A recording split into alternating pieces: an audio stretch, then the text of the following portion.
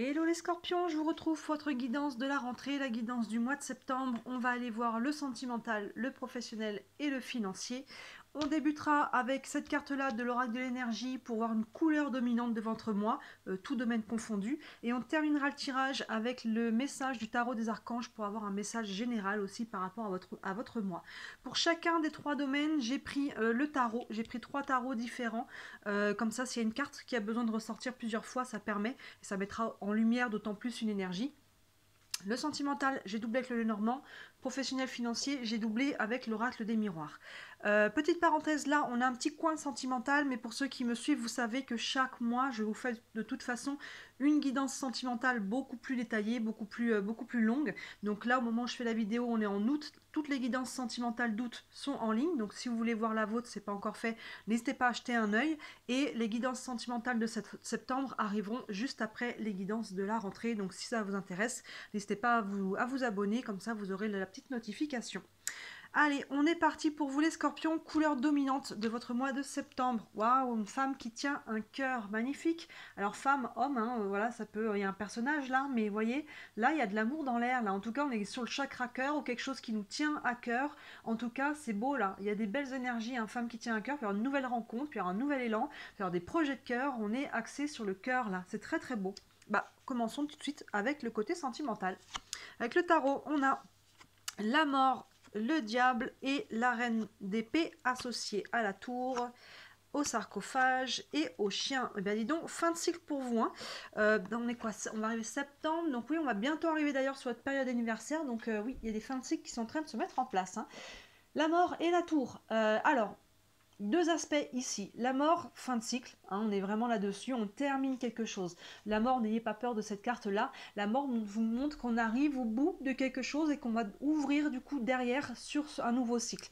On commence avec cette énergie, donc ça veut dire que vous êtes déjà là, déjà sur le juillet, août, en train de clôturer des dossiers. Que ça soit une relation qui se soit arrêtée, qui se soit coupée, hein, que ça soit quelque chose en vous, par rapport à peut-être des croyances, à des blessures, à des charges émotionnelles.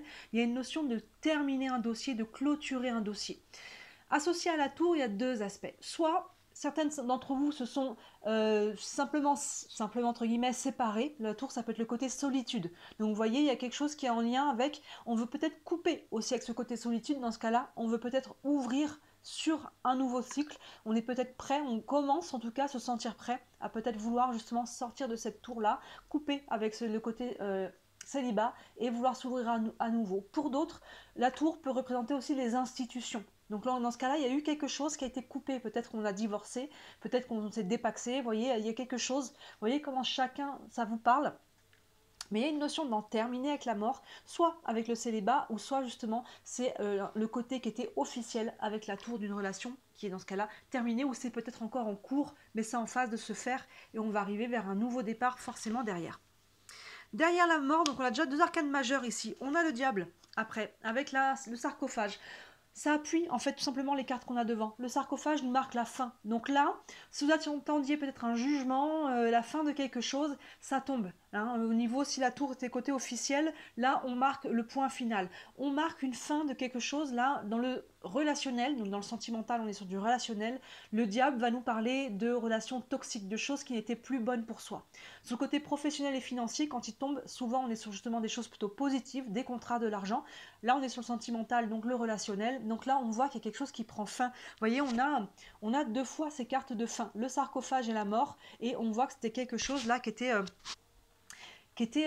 plus bon pour vous d'une manière ou d'une autre. Ça l'a peut-être été à un certain moment, hein, vous voyez, mais on se libère soit d'une relation qui a été toxique, soit c'est la toxicité qu'on portait encore en soi, des colères, de la tristesse, du ressentiment, toutes ces choses qui finalement nous bloquent, nous plombent quelque part, nous plombent dans le sens, ça plombe notre énergie.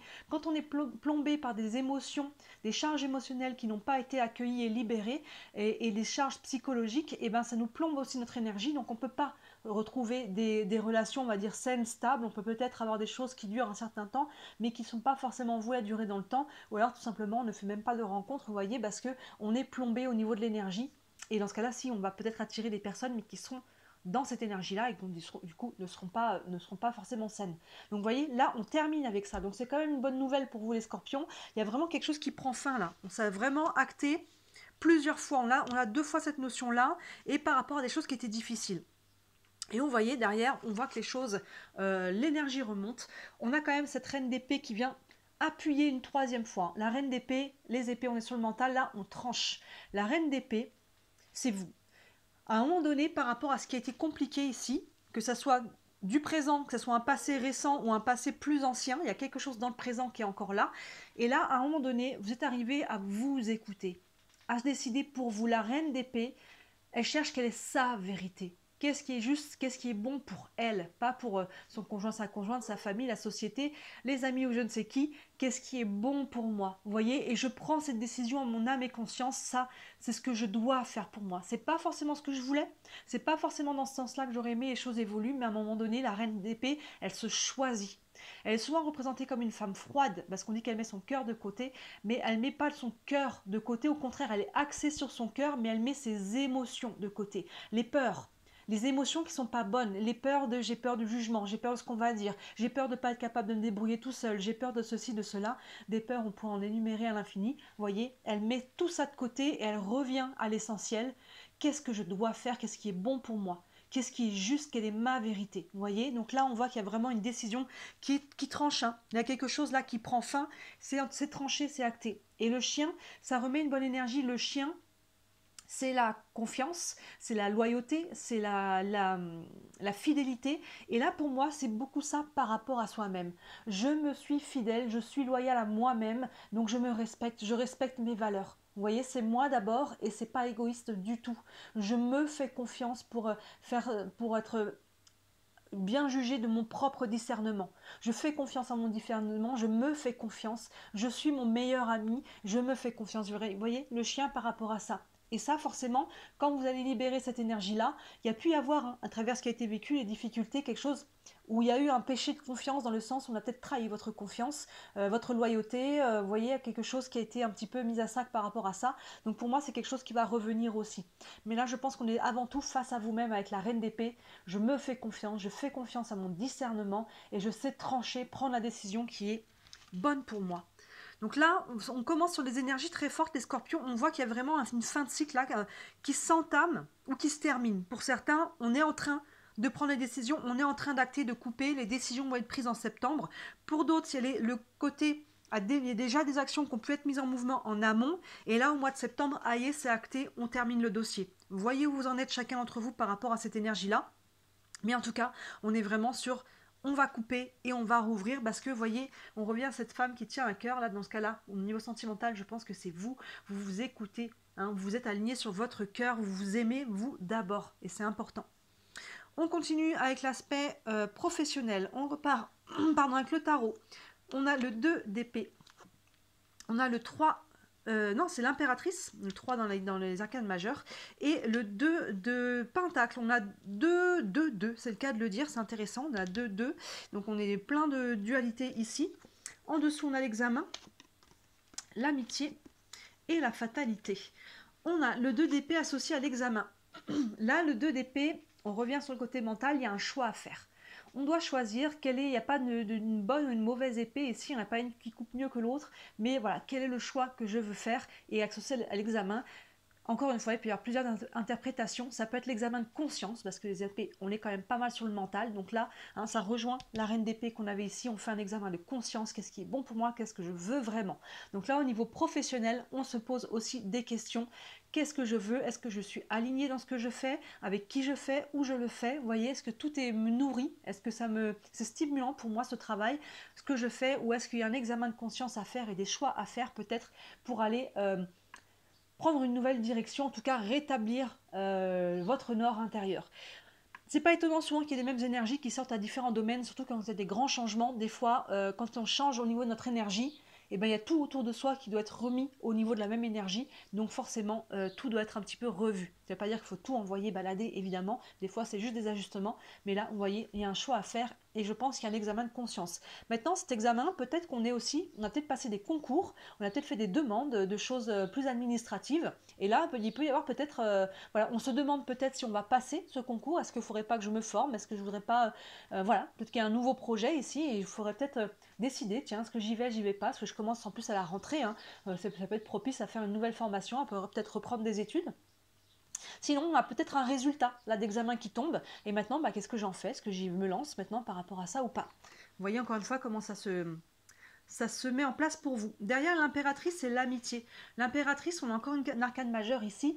L'impératrice, elle se projette. Donc vous voyez, c'est tout à fait aligné avec ce 2 d'épée qui doit faire un choix. Bah, pour faire ce choix, il va falloir essayer de se projeter. L'impératrice, elle travaille sa vision. Elle est en gestation. Elle est souvent représentée comme une femme enceinte. Là, on voit que le bébé est déjà dans ses bras parce qu'elle est en gestation de quelque chose. Elle travaille ce qu'elle veut matérialiser, mais elle le travaille déjà au niveau de sa vision et au niveau de son énergie. Vous voyez, elle est très ancrée à la terre, elle est très ancrée à la manifestation. On n'est pas encore dans les actions concrètes qui sont posées, ça vient après avec l'empereur, mais on crée déjà au niveau du mental, on crée au niveau de la vision, au niveau de l'énergie, on est en train de manifester tout ce qu'il faut pour pouvoir matérialiser derrière. Donc là, vous voyez, ça fait tout à fait, comme je disais, écho à ce 2 d'épée qui doit faire un choix, mais du coup, essayez de vous projeter, vous avez plusieurs choix. Si je me projette dans cette direction-là, comme si j'y étais, comment je me sens? Si je me projette dans l'autre direction, comme si j'y étais, comment je le sens? Lequel me fait plus vibrer? En mettant de côté les peurs, en mettant de côté les qu'est-ce que vont dire les autres et si j'y arrive pas et compagnie. En mettant complètement, si tout était possible, lequel me fait plus vibrer? Vous voyez, c'est ça. On se projette et après on décide. Là, on est associé à la carte de l'amitié. Donc, il peut y avoir un projet en lien avec des personnes qui sont dans votre entourage amical, hein, social en tout cas, des personnes avec qui vous entendez bien, que ce soit un projet en commun, que ce soit des partenariats, que ce soit un soutien qui soit peut-être plus émotionnel ou autre, quelqu'un qui vous aide là justement à travailler votre vision, avec qui vous pouvez communiquer, qui peut vous aider voilà, à démêler un petit peu les choses et à y voir un peu plus clair. Vous voyez encore une fois comment cette carte de l'amitié vous parle. Et enfin, on retrouve le 2 ici avec le 2 de Pentacle qui cherche un équilibre. On cherche un équilibre, on est associé à la fatalité. La fatalité, c'est les choses qu'on ne peut pas, sur lesquelles on n'a pas de pouvoir. Donc là, par rapport à cette situation, il y a des choses que vous pouvez contrôler, entre guillemets, sur lesquelles vous avez un pouvoir, parce que là, on voit que vous devez prendre une décision. Donc à partir du moment où on a le choix, on a un pouvoir sur la décision, on peut se projeter, mais il y a certaines choses sur lesquelles qui sont peut-être plus difficiles, voire pas du tout possible d'avoir un pouvoir, c'est dans les mains peut-être extérieures à vous. Donc dans ce cas-là, comment je m'adapte? Ce 2 de Pentacle, les Pentacles, on est dans le concret, on est dans la matérialisation des choses et ils cherchent l'équilibre. Vous voyez, il y a vraiment une notion, là, ce personnage qui est sur un fil et qui cherche l'équilibre, qui cherche vraiment à trouver le centre. Quel est mon centre? Comment je peux m'adapter aux choses qui sont là, qui sont sur le chemin. Ça, c'est comme ça, la fatalité. Faut que je fasse avec, faut que je compose avec. Comment je peux m'adapter? Quand il y a quelque chose qui est face à soi, sur lequel on n'a pas de pouvoir et qu'on essaye de faire du forcing, ça marche pas. Par contre, comment je peux m'adapter? On a un pouvoir on n'a pas de pouvoir sur ce qui est, mais on a du pouvoir sur comment on s'adapte à ce qui est et sur quoi on n'a pas de pouvoir. Donc là, on va vous demander au niveau pro de vous adapter. Il y a toujours une mesure, ne vous adaptez pas, ne vous suradaptez pas. C'est-à-dire, n'allez pas au-delà de vos valeurs. Hein, vous voyez, n'allez pas dire oui là où vous pensez non. Hein, donc c'est ça, cet équilibre à trouver entre ce à quoi je peux m'adapter et ce qui dépasse mes valeurs et c'est non. Ça c'est oui, ça c'est non. Comment je peux trouver un équilibre? Vous voyez? Donc là, on voit qu'il y a des choses qui sont quand même en mouvement aussi au niveau pro. Hein. Il y a un choix, il y a quelque chose qui est en germe, un nouveau projet, une nouvelle idée. Hein. Ça peut être avec une nouvelle formation, quelque chose qui tombe. Maintenant, bah, comme tout changement, tout bouleversement, toute évolution, il y a toujours un entre-deux, hein, une période où il faut savoir justement s'adapter, trouver un nouvel équilibre, un nouveau rythme. Et là, vous allez devoir faire preuve d'adaptation au niveau professionnel. Ça ne nous dit pas que c'est catastrophique, que ça va être difficile ou lourd, hein, mais juste, voilà, il va falloir être ouvert à ça, les scorpions, de mettre un peu de l'eau dans votre vin, de vous projeter. Et si votre choix et votre vision, c'est clair dans votre tête, ici, avec ces deux cartes-là, l'équilibre va être d'autant plus facile à trouver, parce que vous saurez, ça c'est oui, ça c'est non, ça c'est aligné avec ma vision et mes valeurs, ça n'est pas aligné, vous voyez, avec cette carte de la fatalité, voilà, il va falloir trouver un équilibre, de la souplesse à travers ça, de la souplesse. On continue, on va aller voir le financier. Alors le financier fait souvent écho au professionnel, hein, on sait la première source générale de finances, d'argent vient par le côté professionnel. Maintenant, le financier, ça peut être un héritage, un don, un gain au jeu, ça peut venir d'autres sources, mais c'est souvent que le financier et le pro se font écho. Donc on va aller voir ça tout de suite. On va recommencer à nouveau avec le tarot. On a le 3 de bâton. Hop là. On a le 5 de bâton, là on est dans l'action, hein, et on a le cavalier de pentacle, et en dessous on a le temps, mais oui, on a la correspondance et l'hérédité. Je pense que ça fait pas mal écho aux professionnels. On a d'abord le 3 de bâton et le temps. Les deux se font totalement écho. Le temps, il y a une notion de temps, de patience. Le 3 de bâton, vous voyez, il patiente. Le 3 de bâton, elle a posé des actions en amont. Elle a pris des décisions. Là, on voit qu'au niveau pro, ça fait écho à ça. Et maintenant, on attend la réaction. Elle sait, hein, cette surfeuse-là, que la vague va arriver, elle attend la vague. Elle n'est pas stressée, hein, elle est confiante, mais vous voyez, il y a vraiment cette notion de temps, de patience au niveau financier. On aimerait toujours que ça aille plus vite, hein, surtout quand c'est au niveau des finances. Hein. Quand on attend des choses, on attend peut-être une rentrée d'argent, que ça vienne du sentimental, du professionnel, d'un héritage, de quoi que ce soit. Là, on vous dit patience, ça va arriver. Hein. Ayez confiance avec le 3 de bâton, ça va arriver, mais peut-être que ça prend plus de temps que ça aurait dû, ou en tout cas de ce que vous auriez aimé. Donc là, on vous dit, hop là, on vous dit, voilà, patience, c'est vraiment le mot-clé. Derrière, le 5 de bâton et la correspondance, on voit pourquoi il faut être patienté, parce qu'il va falloir un petit peu peut-être négocier. Négocier, le 5 de bâton, on est sur le côté compétition, combativité, jouer des coudes. Donc là, à travers ça, pour moi, il va falloir vous affirmer.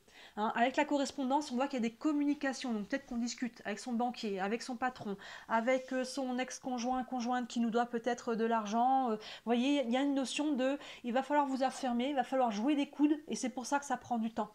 Parce qu'il y a des choses qui ne sont pas encore complètement en place, et là on va communiquer. Alors encore une fois, hein, ça peut être sans heurte et sans violence, hein, même si on a du côté un peu de tension, on voit qu'il faut jouer des coudes, mais tout simplement s'affirmer. Dire ça, voilà, j'attends cet argent, vous me devez ça, faire des démarches en fait. Hein. Vous voyez avec la correspondance, que ce soit par téléphone, par mail, par internet, il y a vraiment un côté de faire des démarches et de ne pas s'asseoir sur ce qu'on nous doit peut-être, ou peut-être batailler si on fait une demande de prêt, hein, savoir un petit peu là, s'affirmer et dire voilà, faire valoir ses arguments, faire valoir ses atouts. Hein, avec ce 5 de bâton, c'est vraiment ça. Il y a une notion de compétitivité, de compétition.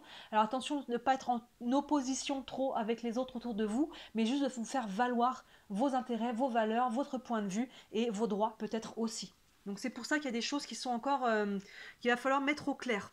Et c'est pour ça que ça prend un petit peu de temps. Derrière, on a le cavalier de pentacle avec l'hérédité. Le cavalier de pentacle, il avance doucement mais sûrement. Les pentacles, on est dans le sujet, hein, on les représentés comme des graines ou comme des pièces. Hein, donc on est sur le matériel, le concret. Donc on voit, encore une fois, ce cavalier de pentacle, il avance doucement mais sûrement. Vous voyez, il est pieds nus dans l'herbe, il est serein, il avance tranquillement. Encore une fois, hein, on voit ici hein, le côté lent du côté financier pour vous. On aimerait que ça aille plus vite, on a envie de lui dire monte sur ton cheval et mets un coup de crochet là, parce que l'argent j'en ai peut-être besoin là maintenant tout de suite. Mais bon, voilà, il y a des choses sur lesquelles, hein, là on a le côté fatalité, ça fait peut-être écho à ça sur le côté lenteur. Hein, on n'a peut-être pas trop de pouvoir sur certaines choses. Mais ça va se faire. Le cavalier de pentacle, il avance doucement, mais sûrement. Les choses vont se matérialiser, les choses vont se manifester, l'argent va arriver. Avec le côté hérédité, il peut y avoir différentes choses. Ça peut être déjà un héritage, peut-être pour certains. Tout simplement, avec le côté hérédité, hein, il y a quelque chose qui, pas qui est dû, mais que l'on reçoit, hein, qui est dans l'héritage. Le mot parle de soi. L'hérédité, voilà, c'est ce que, encore une fois, c'est ce qui nous est dû dans le sens, c'est quelque chose qui va venir vers nous. Ça peut être un don, ça peut être un cadeau, ça peut être aussi hein, ce qu'on vous doit. Hein, s'il y a une institution, une entreprise, quelque chose qui vous doit de l'argent, hein, c'est quelque chose qui va arriver, qui va être transmis.